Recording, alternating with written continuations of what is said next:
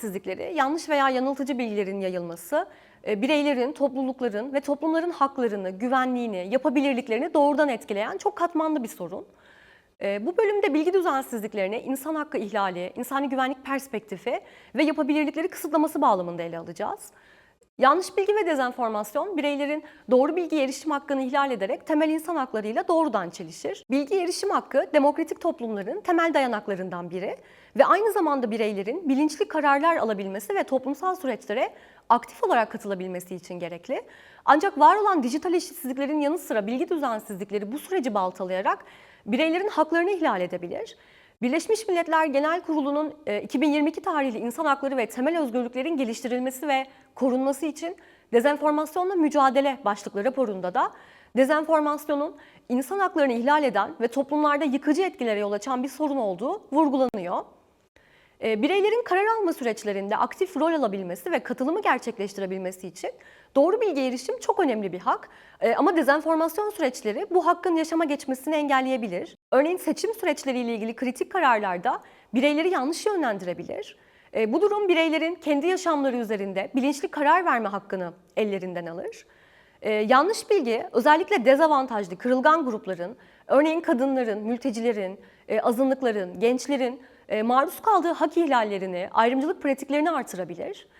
Yanlış bilgiyle beslenen nefret söylemleri ayrımcılığı teşvik edebilir ve belli gruplara yönelik şiddeti meşrulaştırabilir. Doğal afetler, salgın hastalıklar veya toplumsal krizler sırasında yayılan dezenformasyon, bireylerin sağlık, güvenlik ve hayati kararlarını olumsuz etkileyebilir. Örneğin yaşadığımız pandemi sürecinde aşılar hakkında yayılan yanlış bilgiler halk sağlığını tehdit ederek aşı karşıtlığının artmasına neden oldu. İnsani güvenlik yalnızca fiziksel tehditlerden korunma anlamına gelmez. Ekonomik, sağlık ve bilgi güvenliğini de içeren geniş kapsamlı bir kavram. Dezenformasyon, bireylerin güvenliğini tehdit edebilecek panik, korku ve istikrarsızlık yaratabilir. Seçim dönemlerinde yayılan yanlış bilgiler, seçim güvenliğini zedeleyerek demokratik sistemin meşruiyetine zarar verebilir. Örneğin 2023 seçimleri öncesinde yayılan deepfake videolar ve manipülatif içerikler seçmenlerin güvenini sarstı ve seçim sürecinde kaosa yol açtı. Benzer bir durum Amerika Birleşik Devletleri'ndeki son başkanlık seçimlerinde de gözlemlendi. Yanlış bilgiler toplumda belli gruplara karşı ön yargıyı körükleyerek sosyal huzursuzlukları artırabilir. Özellikle mülteciler ve azınlıklar hakkında yayılan dezenformasyon, toplum içinde kutuplaşmayı derinleştirerek kamu güvenliğini tehdit eden saldırılara sebep olabilir. Doğal afetler veya salgın gibi olağanüstü durumlarda yanlış bilgilerin yayılması, yetkililerin kriz yönetimini zorlaştırabilir. Örneğin deprem sonrasında yardım çalışmalarına ilişkin yanlış bilgiler, kaynakların yanlış yönlendirilmesine ve kaosun artmasına neden olabilir. Maalesef bu tür örneklere son yaşadığımız büyük depremler sonrasında da şahit olduk. Üçüncü olarak da bilgi düzensizliklerinin yapabilirlikleri kısıtladığını belirtmek gerekir. Öncelikle yapabilirlik kavramını kısaca açıklarsak, yapabilirlik bireylerin kendi yaşamlarına dair anlamlı seçimler yapabilme ve bu seçimleri hayata geçirebilme özgürlüğünü ifade eder.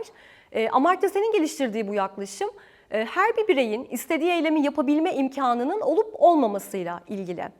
Her bir birey için o eylemi yapabilmek, gerçekleşmesi mümkün, gerçek bir imkan olarak var ise bireyin o yapabilirliğinin olduğu söylenebilir.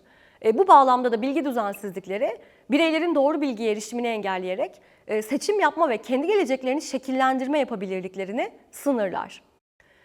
Yanlış bilgilendirilen bireyler sağlık hizmetlerinden doğru şekilde yararlanamayabilir, seçimlerde bilinçli tercih yapamayabilir ya da toplumsal meseleler hakkında sağlıklı kanaat oluşturamayabilir. Yapabilirliklerin kısıtlanması özellikle dezavantajlı, kırılgan gruplarda daha derin etkiler yaratır. Kadınlar, gençler, mülteciler ve azınlık toplulukları bilgi düzensizliklerinden orantısız şekilde etkilenebilir. Yanlış bilginin oluşturduğu bariyerler nedeniyle ekonomik ve sosyal fırsatlardan mahrum kalabilirler. Bilgi düzensizlikleriyle mücadelede devletlerin, sivil toplum örgütlerinin ve bireylerin ortak sorumluluk alması gerekir. Ancak bu mücadelede hak ve özgürlüklerin korunması da kritik bir konu. Dezenformasyonla mücadele adına alınan önlemler bazen ifade özgürlüğünü tehdit edebiliyor. Bu nedenle müdahalelerin şeffaf, hesap verebilir ve denetime açık olması gerekir. Örneğin 2022'de çıkarılan dezenformasyon yasası, bilgi düzensizlikleriyle mücadele amacı taşımasına rağmen ifade özgürlüğüne yönelik kısıtlamalar getirdiği yönünde eleştirildi.